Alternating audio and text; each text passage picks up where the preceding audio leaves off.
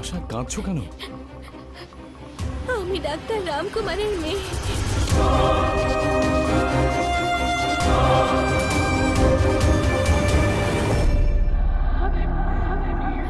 হঠাৎ একদিন বাবা আমায় চেন্নাইতে ডাকলো। বাবা নিজের পরোয়া করতো না, কিন্তু বলেছিল যে সুগনা আর শ্রদ্ধা কুমারকে বাঁচাতেই হবে। আর সেদিন বাবার কথা শুনেই আমি ওদের দুজনের দায়িত্ব নিয়েছিলাম। আর শ্রদ্ধা কুমার আর সুগনাকে বাঁচানোর জন্য ওদের খোঁজ করছিলাম। লোকেদের জিজ্ঞাসা করলাম, শ্রদ্ধা কুমারকে তো বাঁচিয়ে নিলাম, কিন্তু সুগনার কোনো খোঁজ পেলাম না আমি। ড্যাম ইট!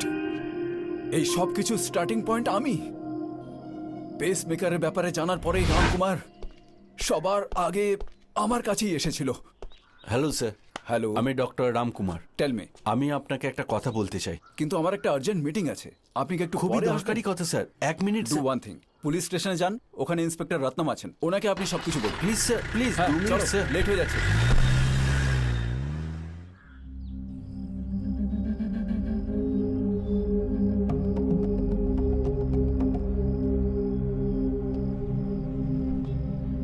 স্যার, রামকুমার আপনার সাথে দেখা করেছে বলে সেই কারণে উনি শুধু মারা যান, তার পাশাপাশি তার প্রভাব আপনার উপরেও পড়েছিল। Wait 1 minute. রত্নম, ডক্টর রামকুমারের অ্যাক্সিডেন্টের খবর আমি টিভিতে দেখলাম। খারাপ হয়েছে স্যার, খুব ভালো ডাক্তার ছিলেন উনি। উনি কোনো একটা ব্যাপার নিয়ে আমার সঙ্গে দেখা করতে এসেছিলেন, কিন্তু আমার তখনই একটা আর্জেন্ট মিটিংয়ে যাওয়ার ছিল। তাই আমি ওনাকে বলেছিলাম যে তোমার সাথে গিয়ে দেখা করতে।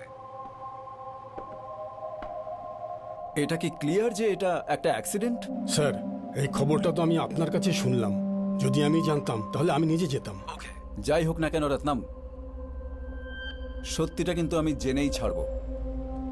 আর শোনো রত্নম, স্যার, এই ব্যাপারে তুমি কারোর সাথে কোনো ডিসকাস করবে না। আমি আমার মুখ খুলব না। ছি, এসিপি ভিক্টর ও সমস্ত প্ল্যানে জল ঢেলে দিল। ডক্টর আমার সাথে দেখা করার আগে ওনার সাথে গিয়ে দেখা করেছিল। মানে উনি সব জেনে গেছেন? শুধু সন্দেহ করেছেন উনি। ওই এসিপি ভিক্টর কোনো সাধারণ মানুষ না, উনি আমাদের সবাইকে ধরিয়ে দিতে পারে। কি করবো এখন? ডক্টরের মতন ওনাকেও সরিয়ে ফেলতে হবে। আমায় টার্গেট বানানোর চক্করে আমার মেয়ের জীবন চলে গেল।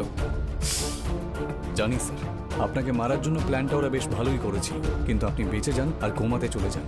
আমরা তিনজন একটা মানুষের জন্যই কষ্ট সহ্য করছি, কিন্তু আমরা খুনের বদলে খুন করতে পারবো না। কমিশনারের সঙ্গে দেখা করে আমাদের সবকিছু বলে দেওয়া উচিত। অর্জুনকে শাস্তি আইন দেবে, আর তখনই সমস্ত সত্যিটা সামনে আসবে।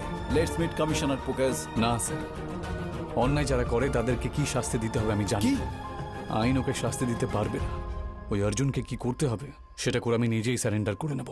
শোনো লিসেন তো, পুকেজ, I will shoot you. Don't.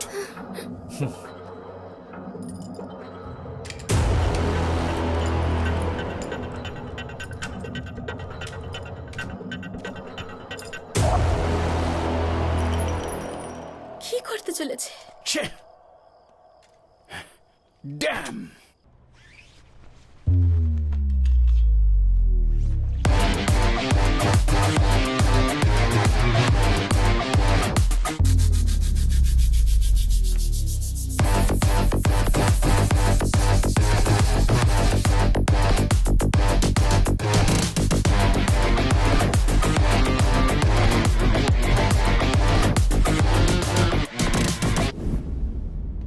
কি স্যার, আমার বাড়িতে আমাকে না জানিয়েই অর্জুন, তোমার সামনে বিপদ আছে, এক্ষুনি আমার সঙ্গে চলো। ডেভিড সন্তোষকে যেভাবে মারলেন সেইভাবে আমাকেও মারার প্ল্যান করছেন নাকি?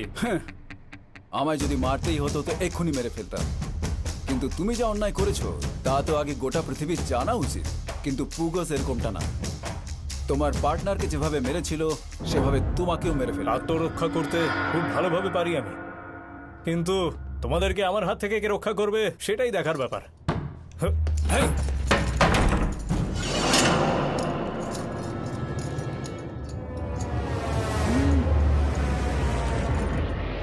You will be safe.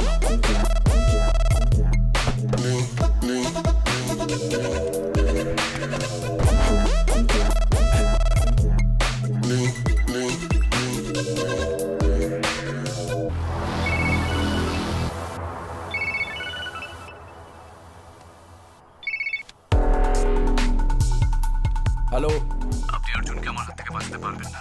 আপনার সিটের নিচে যে ইঞ্জেকশন ছিল ওর মধ্যে হাইড্রোসেডেটিভ ছিল, কিছুক্ষণের মধ্যেই ঘুমিয়ে পড়বেন স্যার। অর্জুনকে আমার হাতেই মরতে হবে। না, আমি এটা হতে দেব না।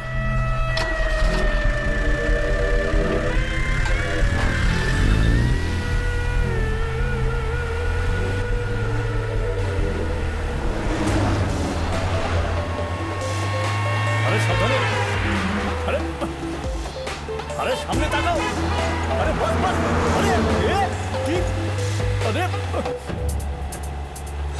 আরে দাও আমি চালাচ্ছি, আরে কি করছো?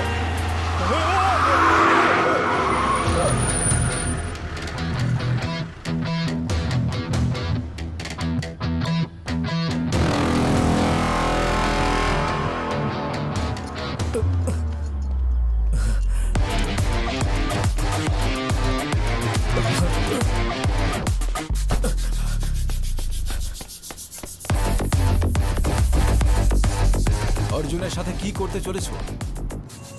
এমনিতেও যা তুমি ভেবেছিলে তা করে ফেলেছ। এইসবের কি শাস্তি পাবে জানো? শাস্তি পাওয়ার আগেই তার ব্যাপারে ভাবছো নাকি? না স্যার, সেদিন ফায়ারিং রেঞ্জে আপনি আমায় ট্রাই করতে বলেছিলেন। আপনার সামনে স্কিল টাস্ক করতে পারলাম না, এটা ভেবেই তো আমার আফসোস হচ্ছে এখন। তুমি বুকের উপর রেখে যে শুট করেছিলে এটা সেরকম না। 100 মিটার ডিস্টেন্স থেকে টার্গেটকে শুট করতে হবে। যদি কেউ ঝাঁপ দেওয়ার কথা ভেবে নেয় না, তখন ডিস্টেন্স ম্যাটার করে না। তুমি না বুঝেই কথা বলছো। এর জন্য অন্য ট্যালেন্ট দরকার। তাই নাকি? ঠিক আছে, আমার ট্যালেন্ট দেখানোর জন্য আমি রেডি। আপনি কি রেডি আছেন?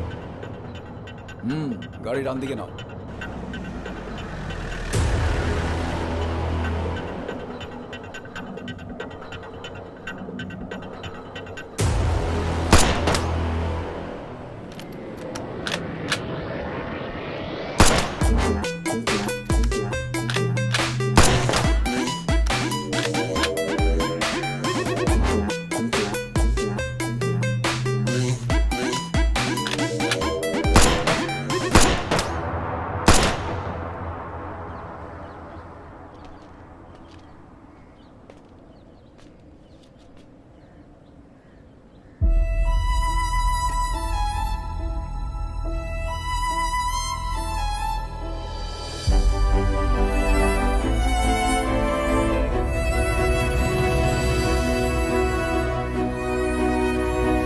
Oh my God!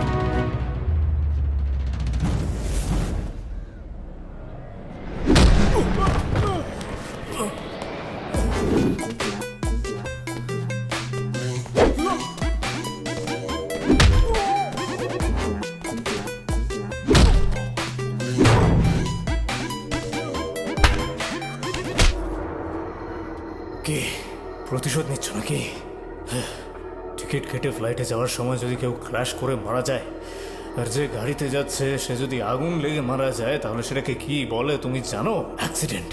সেভাবেই তোর বোন বা কারুর ভাই বা নয়তো কারুর মা বাবা, তাদের মৃত্যু যদি এভাবে হতো তাকে অ্যাক্সিডেন্টই বলা হয়। ওরা অ্যাক্সিডেন্টে মারা যায়নি, তোর টাকার লোভের জন্য তুই ওদেরকে মেরে দিয়েছিস।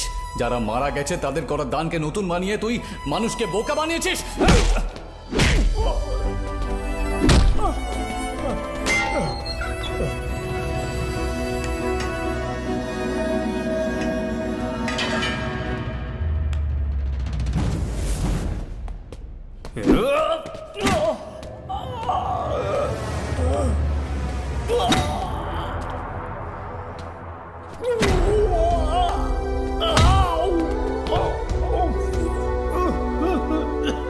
এটা একটা বিজনেস। কোনো বিজনেসে মানুষকে বোকা বানানো হয় না। পৃথিবীর সমস্ত বিজনেস টাকা লেনদেন করে করা হয়। নুডলসের কেসে কি হয়েছিল জানো তো? টাকা আর ক্ষমতাই এই সোসাইটির দুর্বলতা। যতক্ষণ টাকা আর ক্ষমতা আছে আমাদের কেউ কিছু করতে পারবে না। সেটা জানি, তাই জন্যই তো আমি এসেছি। এই সোসাইটির দুর্বলতার আসল কারণই হয় তোদের মতন ভাইরাসটা, আর সেই ভাইরাসকে পেটানোর ভ্যাকসিন হলাম আমি।